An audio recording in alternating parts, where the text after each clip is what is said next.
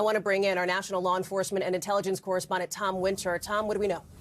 Hallie, it's the reporting of myself and my colleague Jonathan Deans. According to a person familiar with the matter, that this individual was taken into custody in the greater Tucson area and is being questioned by law enforcement at this time. The video that was released and that we just showed you there was released at approximately 12:50 Eastern time today. But obviously the FBI had the video prior to its public release. There's been an awful lot of investigation that has been done behind the scenes involving both traditional police work, going from location to location to find videos, as well as canvassing online and digitally to try to find the type of information that could eventually lead to somebody being taken into custody. What we are not reporting is that there is arrest. There is a difference in that. And so right now they would like to know more about this individual. They would like to try to talk to this individual, and they would try to execute any potential search warrants to gather the types of evidence that would determine whether or not, in fact, they have their person who's responsible for this crime. I know a lot of people are going to wonder about the current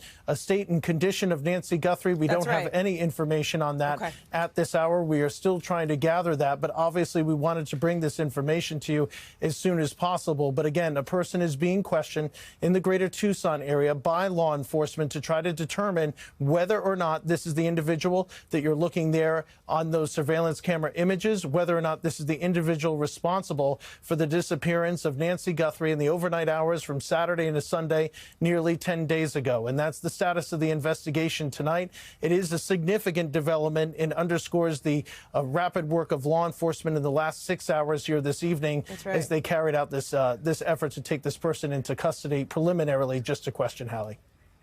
Just about 8 hours since that video that you're looking at here, since those images were released by the FBI, by federal law enforcement working on this. So, Tom, I want to pull this apart, and I don't want to go over our skis on the reporting here. I want to be very clear, because you nailed that, I think, the most important question. Does this mean that investigators are any closer to finding Nancy Guthrie?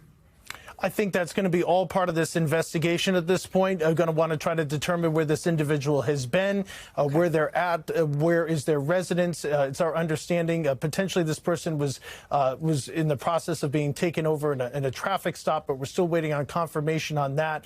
As you can imagine, Hallie, the amount of information that's flowing in tonight, what we're trying to confirm, what is real and what is not, is immense.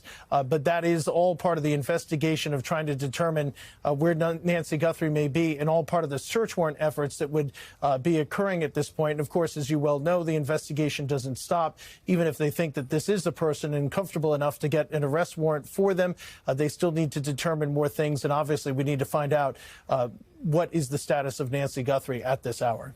And do we know if a search warrant is being executed at this hour, Tom? I think there's some key components of this investigation, Hallie, that for the sake of it, whether this would involve our colleague, my mother, somebody else's mother, that we would want to be cautious in reporting anything that could disrupt the investigation at this point. And I know you appreciate that. Let's talk about the images that we're seeing here, Tom, because this was really the first break in the case that we have seen over the course of the agonizing last 10 days. For Savannah, our friend, our colleague, a member of our NBC News family here, and her family, the Guthrie family. And you see this individual wearing a mask with those gloves on, with that backpack, Tom. These clues that investigators have keyed in on and critically have gotten out to the public, because as Savannah herself has said, somebody must know something, essentially. And I'm paraphrasing a post that she put out. But if you see anything you recognize, including what appears to be that holster with a gun in the waistband, call the tip line, Tom. That is incredibly critical here.